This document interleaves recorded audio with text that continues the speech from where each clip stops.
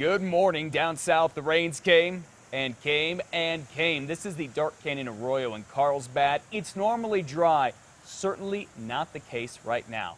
Once again, the normally dry Dark Canyon Arroyo. You're looking north. You see how close the water is to running under the roadway there. In fact, it is running under. We're talking about how close it is to running over the road instead, Liz. Yeah, and check out this Cottonwood Creek on North 13th Street, just before you get to Cottonwood Gin in Lake Arthur.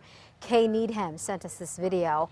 And this is what it looked like driving on US 285 about 8 miles north of Artesia, another place that is normally dry.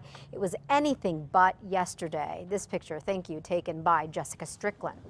All right, we certainly hope you're having a good morning. In other parts of the state, obviously not so much in Eddy County. Welcome to KRQE News This Morning. I'm Matt Morrow. Good to see you. I'm Elizabeth Alvarez. It is Monday, September 22nd. We're following everything you need to know regarding the flooding that is hitting mostly the Carlsbad area right now. There are public schools that are closed today in Carlsbad and Loving, and all the updates are scrolling on the bottom of your screen. All right, now we want to go see exactly what is the situation with the rain down there right now. Meteorologist Cassandra Crimmy, good news or bad news for folks there? You know, we actually have some better news. We'll put it at that. We did have some pretty steady rainfall this morning, which is just adding on to really what they don't need. But we are starting to see a lot of that moisture this morning start to move out. Leftover light showers over Carlsbad, but some of the heaviest rain is moving a little bit further towards the west. Now, we do have some spots of pretty wet weather as we make our way further towards the west. We have some heavy rainfall down towards Anthony, which has sparked an aerial flood advisory in that location for Doña Ana County.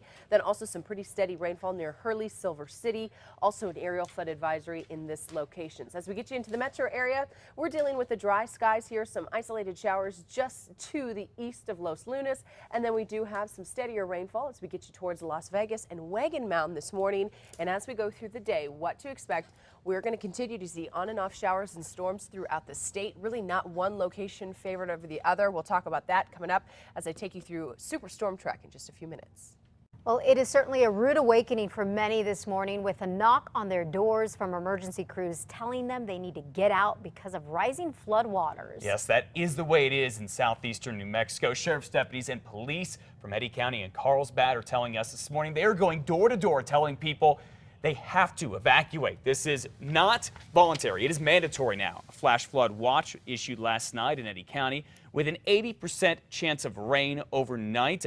People there were warned to prepare to evacuate, specifically along James Street. This is because the Pecos River in the area is about to overrun its banks. Sheriff's deputies tell us crews are closing Callaway Drive from the Quail Hollow subdivision all the way to West Ride Drive. Schools in the area, as Liz mentioned a minute ago, are closed. These are all public schools in Loving and Carlsbad. There are more scrolling at the bottom of your screen, and people are being warned, do not cross barricaded roads and stay away from flooded areas. It is dangerous.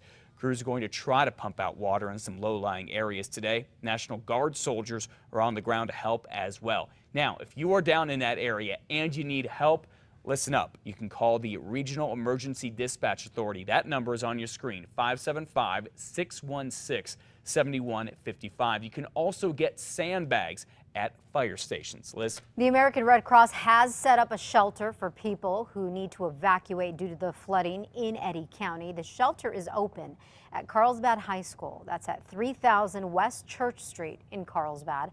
Right now, there are about 25 people seeking shelter or so at the Red Cross there shelter.